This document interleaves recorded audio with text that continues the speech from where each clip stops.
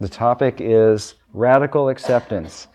And so I just wanted to just throw a couple thoughts out about this. Let's see where this goes. If you're one of those people that tends to think about things too much, it's great to be able to think about stuff when it's useful and helpful. But when it's not, then look and see if there are things that you're thinking about that are out of your control, that you really can't control.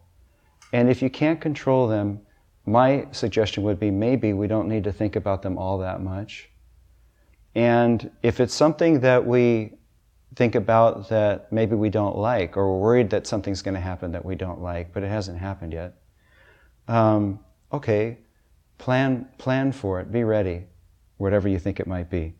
And then once you've done everything that you can around your house or in your head, depending what kind of an issue it is, and you feel that you're relatively planned, you're prepared for whatever that situation might be, then you don't have to worry about it anymore. And you can practice something called worry fasting by just choosing not to worry for like 5 minutes a day.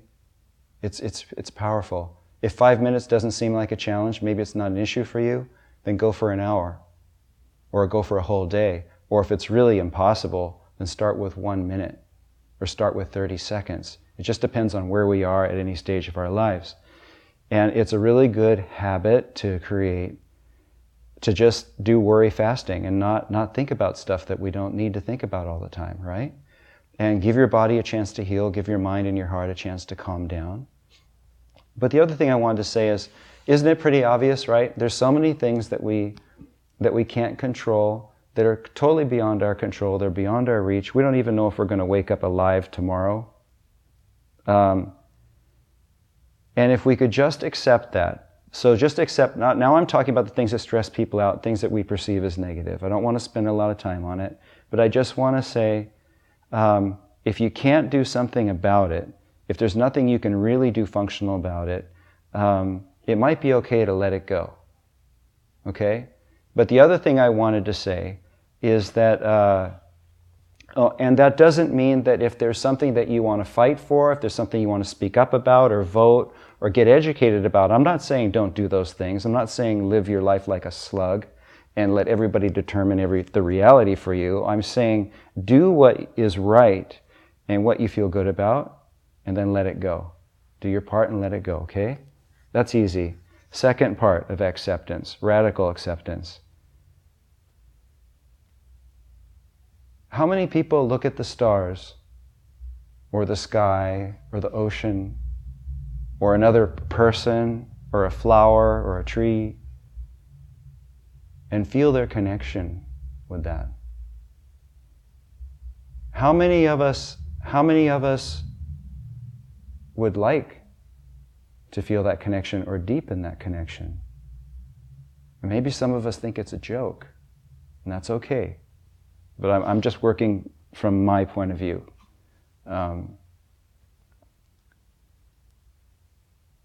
What if what the scientists say is true, that all the the elements that create your body were created in stars? And what if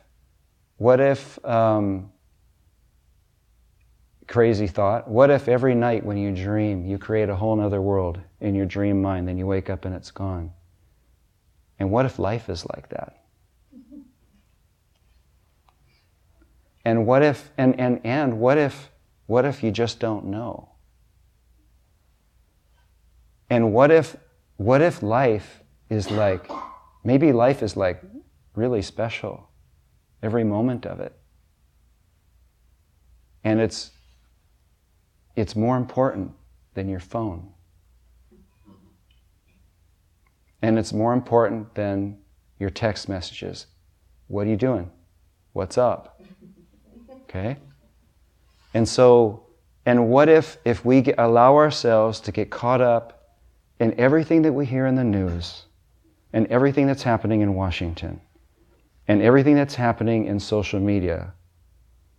Like, if I could control your life, because you're not talking to me, some of you people, okay? If I could control your life, I'd go cancel all your Facebook accounts right now. Okay? So like, what if there's a whole world happening out there that every one of us knows inside that we miss, or that we'd like to be more engaged with? And what if that world and that reality are actually a part of who you are? And that's why you miss it when you're not connected with it. And what if there's so many what ifs. Why waste our time settling for a material reality when maybe we can't prove it to a doubter, maybe we can't prove it to a scientist, or what's deemed scientists in our time. You don't need to prove it to feel it in your heart, that there's something alive in you that doesn't believe it's ever going to die. And there's something that's alive in you that wants to experience other life. It wants to experience its connection with nature, with other people, with God. When I talk about God, it's not a guy in a cloud. It's just the sum total of everything. The sum total of everything that we know of and everything we don't know of. That's what I call God. Okay? And what if that relationship between us and everything that there is for those people what if it's a choice? What if we really do have free will? And the choice is not about how your life ends up and all that kind of thing. Because there's all this action and reaction that's happening all over the place that's outside of our control. Stupid people make stupid decisions. Next thing you know, we're all dead. It's wonderful. It's a perfect environment. It's a perfect environment to grow spiritually. And so what if the only choice that matters is, do we create the space in our lives to be quiet, to calm down, to live from our intuition a little bit more, and trust more what we feel instead of so much about what we think and what we've heard and what we've been told. And take time to really love our children and to appreciate the sky and to let our hearts guide us toward the next steps in our lives, whatever they might be. Making time for other people, being patient for them, giving them money when they need it, even when you can't afford to. Just being more serviceful, more loving, because in your heart you know that you want to, even though your mind says that you can't. So what if the choice, there's a fork in the road at every moment of our lives to realize and to step into a greater reality that includes us and enjoys us where we belong. And the other way is to kind of turn back toward fear, negativity, or I got to take care of me first, ego, and all that kind of stuff. I don't know if I'm making a clear picture, but let me just say it like this. There are people talking all the time in the news and in science about how lonely we are. Everybody's heard this conversation. Why is it that we're more connected through electronics than ever before, but more and more people are lonely? Why is it that the people that have the highest rate of suicide are the ones that are successful, not the ones that are broke and starving, poor on the street? It's the people that have money, that have the car, that have the house, that have all that attainment. Those are the ones that are putting the gun in their mouth because they're alone. And the reason we're incessantly just like obsessed with social media is because we're alone. The problem is that social media won't fix it. It's like I want expansive freedom. I want to know God, and so maybe I'll take drugs or mushrooms or bump my head on a rock. That won't fix it either. But if you learn to close your eyes and learn to open your heart It's not that difficult, but you have to be patient. It takes time. And you can start to experience your connection with everybody. So back to the original meditation that we did, I just said watch the breath and basically be still and focus here. That's not bad instruction for meditating, but there's a whole bunch more I could say. But it becomes personal. So we're going to meditate right now just a little bit more. But what I want to say about that is, this time, you could think of meditation as your opportunity to deepen your relationship with God, the universe, with nature, or humanity, any way that works for you personally. I don't need to define it. Only you know the right answer to that question individually, right? But you could think of your meditation being so interesting just to kind of drop into the stillness, use the breath as your guide to take you within, but then at some point when you feel calm, to open your heart, to be radical about the way you open your heart. And you don't need to know where it's going, but just open your heart and feel like if I open my heart, try to feel the starlight.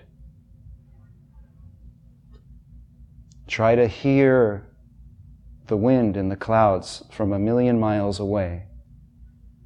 And try to feel kind of like the heartbeat of our planet, or our solar system, or our universe. Or it could be, try to feel the guidance of God, or the divine, or your own higher self within you. So when we teach meditation here, it's traditional meditation. In other words, it's always leaving the door open to develop that relationship. And so that's the part I didn't say in the beginning meditation. That's what I was questioning. In the beginning, it's good, just calm down your thoughts, get centered. But at the end of the day, what's really going to help us is to develop an active living relationship with something greater than our own intellect and our own beliefs and our own desires. So that's kind of what I wanted to leave you with. And so the idea, where does that go with, this radical acceptance? Accept, what I'm suggesting is to accept your divinity. That it doesn't need to be proved to you, and that you won't learn about it in a book, but you need to feel it, and you need to experience it directly. And meditation is one way to do that, if you allow it to be. To embrace your divinity, to be open to discover what that is, and to be open to discover who you really are, not who your mom and dad told you are, but who you really are inside. Might be a lot more than what any of us can even imagine.